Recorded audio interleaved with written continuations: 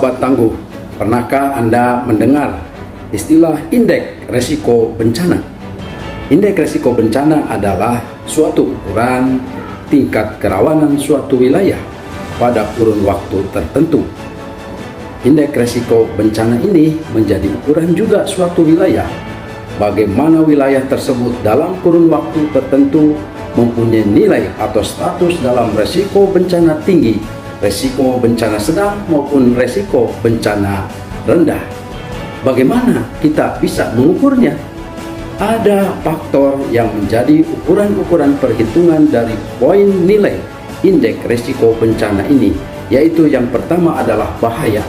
Bahaya ini berupa potensi jenis-jenis bencana yang ada di suatu wilayah tertentu. Yang kedua adalah kerentanan, faktor kerentanan pada manusia dan faktor kerentanan pada lingkungan.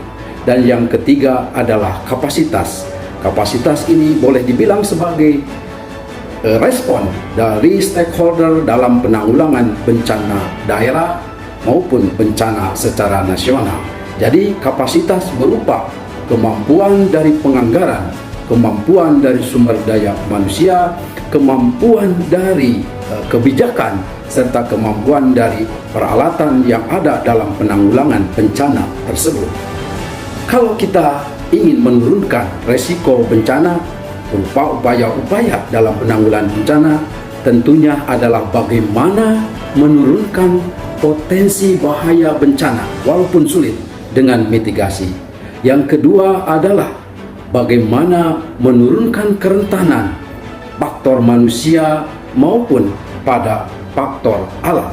Juga ini menurunkannya tentunya dengan cara sosialisasi, edukasi maupun simulasi, terutama hal-hal mitigasi, baik mitigasi non-struktural maupun mitigasi struktural.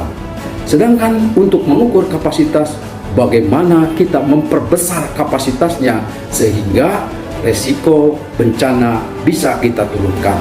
Kapasitasnya harus diperbesar dari sumber daya manusia, penganggaran, sumber daya peralatan maupun kebijakan-kebijakan dalam menangani manajemen bencana.